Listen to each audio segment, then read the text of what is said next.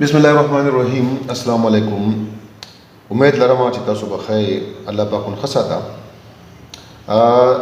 زه رحیم زاده یم او تاسو ته خدمت کې د انګریزي د ګرامر چې کومه سلسله موږ شروع کړې ده دا غي یو معمول شان ټاپک دی ورلد نو یو ته موږ په دغه وایو لفظ ول چې لفظ ته ویل شي ورلد ته ویل شي نو د باره کې موږ دا نه لیکچر دی راځي چې خپل لیکچر شروع کوو. ورلد لفظ دی دا موږ په انګریزي کې د دې چې کوم هغه ډیفینیشن دا موږ داسې کوو meaningful combination of letter is called word.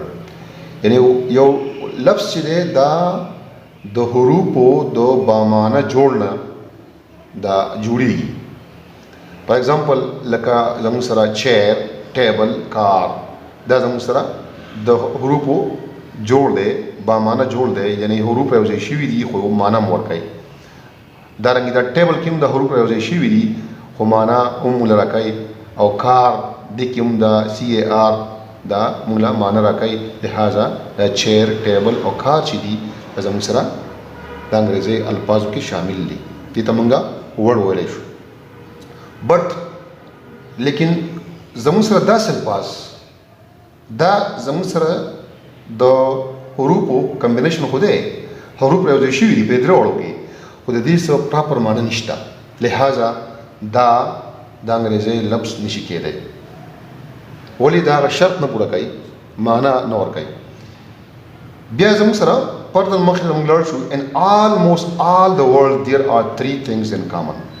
د انګریزي څومره الفاظ دي یا څومره الفاظ دي په هغو کې به درې خبرې مشترکه وي. لمبرې خبره combination of letters or sometimes single letters.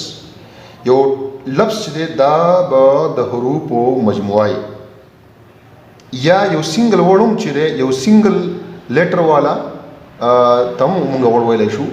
لکه په ایگزامپل زموږ سره دا مثال نمبر دوه راغوستي دي پین او بک دا زموږ سره کمبینیشن اف لیټرز دي لہذا دا ورډز دي. خو آی او آ چې دی کوم چې دا ای آواز ورکوي دا آ آواز ورکوي دا دوه سنگل لیټرز دي خو دام چونکې دا معنا ورکوي پراپر لہذا دام زموږ سره په لفظونو کې شامل دي. دویمه خبره چې دا هغه پراپر آرډر اف د لیټرز دی. په یو لفظ کې به په یو ورډ کې به کوم حروف چې دي دا به په مناسب ترتیب کې وي. لکه مثلا زموږ سره د کیټ سپیلنګ چې دی هغه سی ای ټي دی لہذا دا د هغه مناسب ترتیب دی او معنا هم ورکوي. خو چې دا ترتیب موږ بدل کړو دا موږ ټي ای سی کو نو دا بیا پراپر آرډر نشو او دا بیا معنا نه ورکوي. لہذا دا ورډ نه دی او دا ورډ دی. مینینګفولنس یعنی کوم لفظ چې دا خو به کمبینیشن اف لیټرز وي او دا به مینینګفولي دا به معنا ورکوي.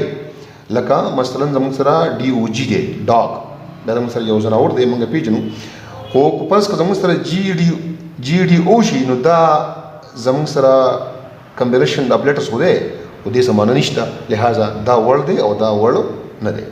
دارنګه اپل زموږ سره یو فروټ دی او دا خاصه معنا لري موږ دا ورډ پیژنو او کو دا پرس کا دا چې کوم ټکی دی دا پی ایل ای پی ای دا اوس چې دی کمبینیشن اف لیټرز خو دی دا پراپر معنا نه لري لہذا دا لیټر نه دی.